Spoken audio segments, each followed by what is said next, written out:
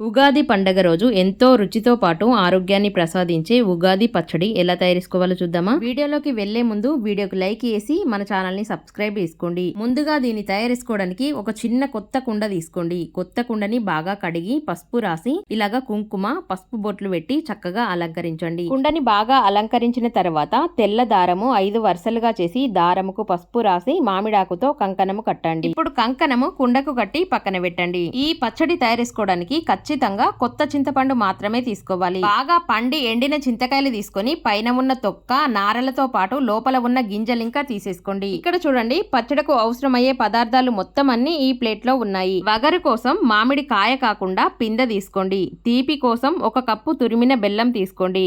బెల్లంకు బదులుగా మీరు కావాలంటే తేనైనా వాడుకోవచ్చు. పులుపు కోసం చింతపండు తీసుకోండి. అలాగే కారం కోసం 1 టీ స్పూన్ మిరియాలు, కొంచెమంత ఉప్పు, చేదు కోసం వేప పూత తీసుకోండి. తరువాత మనం ముందుగా అలంకరించి పెట్టుకున్న కొత్త కుండలోకి తురిమిన బెల్లం వేసుకోవాలి. బెల్లంతో పాటు 1-2 కప్పుల నీళ్ళు ఇంకా వేసి ఒకసారి బాగా కలిపి దీన్ని పక్కన పెట్టుకోవాలి. తరువాత మనం ముందుగా తీసుకున్న కొత్త చింతపండుని నానబెట్టి తీసుకోవాలి. వేప పూతని కాడలు వేయకుండా ఇలాగ పువ్వులు మాత్రమే తెంపి తీసుకోవాలి. వేప పూత కాస్త ఎక్కువగానే తీసుకోండి. మామిడికాయని కట్ చేసి లోపల ఉన్న జీడి తీసేసిన తర్వాత చిన్న చిన్న ముక్కలుగా కట్ చేసి తీసుకోండి. వేప పూత పంటికి తగలకుండా చేదు తెలియకుండా లోపలికి పోవాలంటే ఇలాగ చేయండి.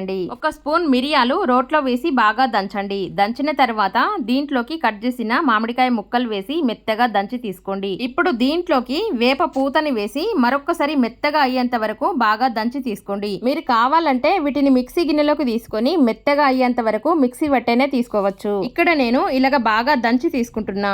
ఇలాగ దంచిన పేస్ట్ ని మనం ముందుగా బెల్లం నానబెట్టుకున్నాం కదా, కుండలో వేసుకోవాలి. తరువాత దీంట్లోకి చింతపండు రసంతో పాటు కొంచెమంత ఉప్పు వేసి బాగా కలిపి తీసుకోండి. ఇప్పుడు సరిపడాన్ని నీళ్లు వేసి సన్నగా కట్ చేసిన మామిడికాయ ముక్కలు, కొంచెమంత వేప పూత వేసి మరొక్కసారి బాగా కలిపి తీసుకోండి. ఇప్పుడు కుండని ఇలాగే తీసుకెళ్లి దేవునికి నైవేద్యం చూపి ఆరగించండి. మీకు ఈ వీడియో నచ్చినట్టయితే వీడియోకి లైక్ చేసి మరిన్ని వీడియోస్ కోసం మన ఛానల్ ని సబ్స్క్రైబ్ చేసుకోండి. మన ఛానల్ పేరు ఏకే సరితాకు. నేను పెట్టే ప్రతి వీడియో మీకు నోటిఫికేషన్ గా రావాలంటే గంట సింబల్ ని ప్రెస్ చేయండి. ఈ వీడియోపై మీ అభిప్రాయాన్ని ఒక చిన్న కామెంట్ చేసి నాకు తెలియజేయగలరు. ధన్యవాదాలు.